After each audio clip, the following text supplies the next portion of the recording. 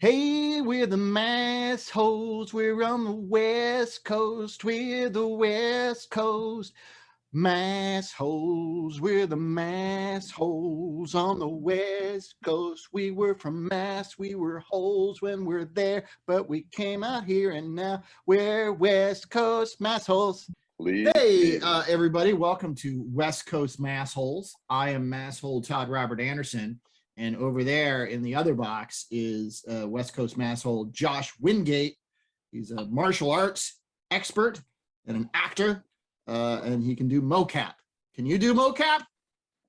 I don't know if I can. I've never done it. It's fun. You get to put on tight clothes and they put little balls all over you. And not to be confused with gay porn, but it's and they put like dots on your face, and you wear this little head cam, and there's a camera in your face the whole time, and you got to do T poses, and you can't leave the field without. It's a whole thing. It's fun. That sounds fun. Did you watch? Did you watch? What was the thing called yesterday? The sport bowl game. Yeah, we're recording this on Valentine's Day. And there was a game. What was it called? Sport ball. Sport ball. So did you watch the sport ball? We were I took glimpses at it. I actually thoroughly enjoyed the halftime show. That was probably the best halftime show I've ever seen. I really enjoyed it. You didn't think you thought it was better than Prince?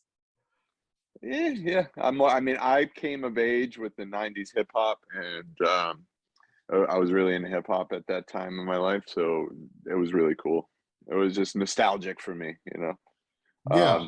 The only thing that would have made it better if like Nirvana somehow came alive, and like Stone Temple Pilots, and then like Pearl Jam, and then all those guys kind of kept playing and so going back grunge, and forth. A grunge and hip hop mashup. Yeah. You would have liked from the 90s. Oh, yeah. That sounds pretty good. I did get to see Stone Temple Pilots in the 90s, and it was great. It was awesome. Scott Weiland was at his finest performance-wise. It was awesome. That's excellent. Yeah. I saw Alice in Chains in the 90s. Oh, nice. It was pretty good. That's a good band. I think, and I saw Nine Inch Nails too. They gave me tinnitus. Did you? What? Yeah. I haven't, ever since that concert, my hearing has been bad. Say again. What? What? Hey, you want to know my first concert ever? Yeah. What? Milli Vanilli. You saw Milli Vanilli? My first concert ever. How was it? Was the opening act. Who? Young MC. Oh, yeah. Don't just stand there, bust a move. If you want it, you got it. Yeah, so that was fun. Young MC was awesome. Milli Vanilli, no lie, their track skipped. So yeah, and this was before. It was before anybody knew about the lip syncing. They actually put on a good show. They had ninjas and stuff and sword play. It was like a theatrical show. It's pretty fun. Well, you kind of got to make up for the fact that you're not really singing, I think. Yeah. Put on a show. Did you like, as soon as you saw the because I tuned in mostly to see the halftime show, which I also enjoyed. I thought it was weird that 50 Cent was upside down at the beginning of his part. Why was he upside down? It looked, I became concerned because I would imagine it's very hard to rap upside down because all the blood is rushing to your head. And you have to remember all those rhymes. I know, and he's got tons of muscle mass. He's a really big, so that takes more oxygen, because the more muscle mass you have, the more blood needs to get there, more oxygen. So yeah, but he did it. He did great. Yeah. Everybody was good. It was a very fun thing, and just a shout out to the dancers. Yeah, they were great. The dancing was really cool. Fucking great. Yeah, they were. What's the guy's name? The one Kendrick? who had all the dancers. Kendrick Lamar. Yeah, that guy. That His was all awesome. male dance thing was awesome, and they shot it well. Like 50 Cent. My biggest problem with 50 Cent is they were spending too much time on 50 Cent and not enough on all these fucking crazy dancers around him. Mhm. I needed to see more of the dancers, but with that guy, they caught the dancing with the Yeah. aerial view, and it was like really good, Yeah. really Yeah. exciting. It was like militant, and you know, the theme behind it with slavery and like being in a chain gang and stuff like that.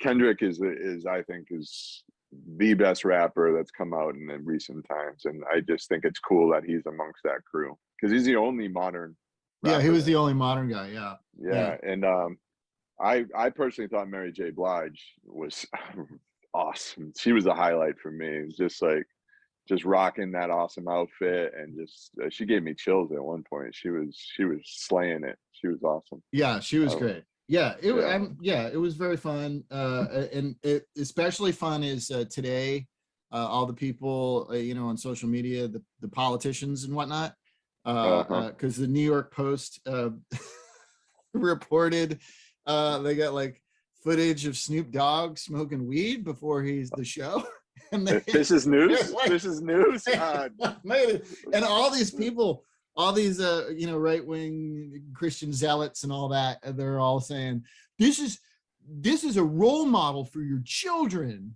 It's like, fucking Christ. I'm sorry, but It's so his first racist. album was called Doggy Style, and there's a cartoon of a dog doggy styling on the front of the camera, and he's like, they got a song about these, man. It's like, come on. I saw one guy. I saw one conservative guy on Twitter like incensed at what he referred to as sexual anarchy, and the Super Bowl halftime show should no longer be aired because it is sexual anarchy. This guy is in a motel room today with a gay prostitute snorting crystal meth or shooting it. I don't even know how you do crystal meth. And he's crying while getting anally, penetrated. And he's crying about sexual anarchy. That's what this guy's doing right now. I mean, I Yeah. shouldn't laugh because like it's all born of racism, all this. It was a bunch of people of color being sexy. So that's sexual anarchy and really offensive. And then one of them smoked weed. Oh. And who? Snoop Dogg. Oh, I can't believe he's done this time. Yeah. Kid Rock came out for the halftime show with wearing an American flag as a poncho. And they're fucking down with that shit. But God forbid a person of color smokes weed. Oh, wow. Fucking unbelievable. In a state where it's legal. And ladies and gentlemen, newsflash: Snoop Dogg smokes marijuana. It's everybody knows he smokes weed. Why is it a fucking thing? We'd never heard of Snoop Dogg before. Who's Snoop Dogg? Who's this guy? Fucking ridiculous. What else is ridiculous? And like I was torn about it because in a number of the Super Bowl spots, friends of mine were working, so that's great. I see my friends working, but then they are in commercials for cryptocurrency with like Larry David, and I'm I'm like, this is genuinely disturbing. And then there was another one, like the cryptocurrency thing, like normalizing it, I think is creepy as fuck.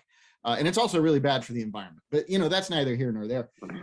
The other one that creeped me out was I don't know if you saw this, but I can't remember the name of the product, but it was like a high-tech, looked very expensive. Oh, wait, the COVID. Yeah, the like COVID test for really rich people. Yeah, and using a kid as your fucking, and it ends with the kid getting a negative test, and he's like, yeah, and I'm like, whoa, what the fuck is happening? And it's so funny because they're advertising that during the Super Bowl. Yeah. And part of the reason I tuned in was because like I have a 4K TV and I wanted to see if I could see the particulates in the air. I wanted to see how good my high def was. And it's just funny to me that this potential super spreader event, and they're making money off of it right away. Yeah. Mm-hmm. That whole, all the commercials kind of creep me out, man. Yeah. I didn't see many of them. I think the one I saw that was just funny because it was so stupid was the um, Dr. Evil, and Oh, I didn't see that one. yeah, I don't even know what it was for electric vehicles. I don't know what company it was for either. But Scott Green was in there, and he's Seth Green. Seth Green. Sorry, No. sorry, Seth. I may or That's- may not have smoked weed with Seth one time. Oh, Oh, oh. I like Seth Green. I just saw him in a movie, a Christian, faith-based propaganda movie called The Identical. Sorry, conservatives who are big fans of these movies. Seth Green habitually smokes marijuana, and I don't even think he would deny it. It is a weird movie, and he was in it, and he was really good. There were a bunch of people in this Christian movie, like Ray Liotta and Ashley Judd and Seth Green. All these Joe Pantoliano shows up, and they're all really good. It's a dumb bad movie, but I was like, why are all these people in this Christian propaganda film? All right. Well, yeah, I guess you got to work. I just, yeah, sure, yeah. How much does that pay? And honey. Well, Well, it depends on who's behind it, you know. Yeah. Well, it was like a family of some kind. Yeah. So that for me, that was the sort of highlight of maybe I watched like 45 minutes all told of the thing, of the broadcast, and mostly the commercials I found disturbing. I did not sleep well last night, I think, because of them. What back to the halftime show, I saw an article about because Eminem kneeled a la Kaepernick, and he was told not to or something, so of course he did, because Eminem, of course he's going to do that. But I can't believe they're up in roar about smoking marijuana, but not some white guy kneeling. Well, I think part of that is he's a white guy, so it's not as problematic for people. White people love Eminem, especially that "Lose Yourself" song, which is a great song. Although lyrically, it doesn't make a ton of sense, when you think about it. Like, is there you really only have one shot? That's it in life. There's one shot. You missed it. And if you miss it, you're fucked. That's crazy. Yeah. That's not true. That's not how it works.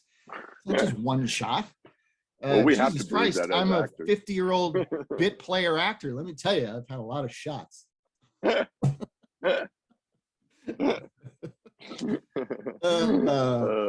But yeah, I think that's it. The other thing though, because I have seen reporting on that, and which is mostly seems like positive. It's like Eminem basically told the NFL to go fuck themselves, which is cool. Yeah.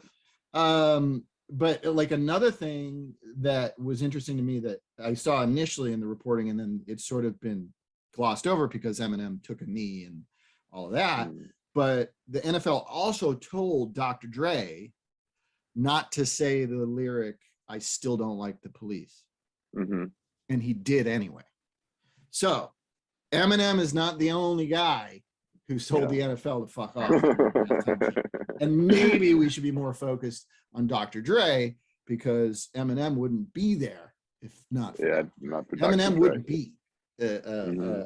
And perhaps I still don't like the police, which, I mean, basically they're saying the same thing, but I think that's kind of almost a bigger deal, because it was verbal and out loud. Very Jim Morrison of them. Yeah. Or, I mean, there's all kinds of rebellion. Like I saw the Woodstock 99 documentary, and when the promoters, they were started like all these bonfires, like at the thing, and they were out of control and becoming very dangerous. And the show promoter asked the Red Hot Chili Peppers to ask the people to stop setting fire to stuff.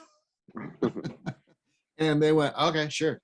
And then went out and covered Fire by Jimi Hendrix. Let Me Stand Next to Your Fire. That's which to me is, I don't know, maybe that's douchier, a douchey kind of thing to do. But it was Woodstock 99. That place was a nightmare. Were you there? No. I went to one music festival, Horde. I went to the first year of the Horde Music Festival. Okay. And I had fun. There were like good stuff and all that, but I didn't love it enough to keep going to music festivals of that magnitude. It's just a lot of people. It's too many people. All right. Do you remember River Rave in Massachusetts? No. Yeah, that's where I saw Stone Temple Pilots. Oh, really? And Cypress Hill headlined. It was awesome. Oh, that is awesome. I would like to see Cypress Hill there. That's cool. Mm-hmm. Yeah. It was Mighty Mighty Boss Stones, then Stone Temple Pilots, then Cypress Hill. It was great. And everybody, it was at Foxborough, and everybody rushed the field when Stone Temple Pilots came on, and all the security, like the little 20-something security guards, were like, "No!" and everybody's like, "Yeah." All right. Well, I didn't start the timer, but that's 15 minutes. So, idiot. Yeah. So we got to wrap this up. I know we've been talking about Super Bowl and stuff, but we still have to sign off the way we always do. Okay. One thing, my better half started a Instagram channel for any idiots who watch this stupid show. You can go over to Instagram and you can follow West Coast Massholes for more West Coast Massholian stuff. Yeah. So go do that. Get on the gram and follow us. And fuck you, Nazis. Eat your own species, Nazis. Eat your own species. Eat it. Said in a flamboyant German accent. Eat your own species, Nazis. It's funny because Germany. All right, we'll see you. Sorry, Germany. I know you're a cool country now. Like, you're really cool now, but I mean, you had track record there. I mean, yeah, and you have a weird proclivity for pornography, from what I've been told. Not. Okay, sorry, Germany. Fuck you, Nazis. Yes. We'll see you next time. Bye. This has been a Blursh production. Blur.